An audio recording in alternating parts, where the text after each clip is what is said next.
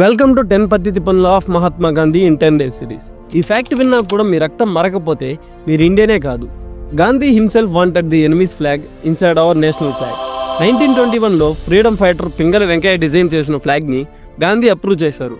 కానీ దానికి మించి ఒక పెద్ద స్కెచ్ ప్లాన్ చేశారు. 1947లో బ్రిటిష్ గవర్నర్ జనరల్గా ఉన్న లార్డ్ మౌంట్ బ్యాటన్ ఒక కాంట్రవర్షియల్ ఫ్లాగ్ డిజైన్ ప్రపోజ్ చేశారు.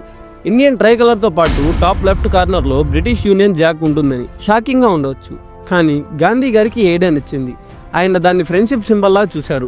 బ్రిటిష్ వాలంటరీలీ ఇండిపెండెన్స్ ఇచ్చారు కాబట్టి వాళ్ళకు రెస్పెక్ట్ చూపించాలి అనుకున్నారు. గాంధీ చెప్పిన లాజిక్ ఏంటంటే, బ్రిటిష్ ఫ్లాగ్ వాళ్ళతో జరిగిన దురాచారానికి కారణం కాదు, మనం బాధపడినా సరే మంచి హృదయం చూపించాలి. ఈ ఐడియా వినగానే ఫ్రీడమ్ ఫైటర్స్ ఫ్యూరియస్ అయ్యారు. మన రక్తంతో కలిసినటువంటి తిరంగాలో బ్రిటిష్ గొప్పతనమా? ఈ ఐడియాని పబ్లిక్ బ్లాక్ లిస్ట్లో గాంధీ వదిలేశారు. కానీ ఈ ఇన్సిడెంట్ని టెక్స్ట్ బుక్లో ఎందుకు చూపించరు?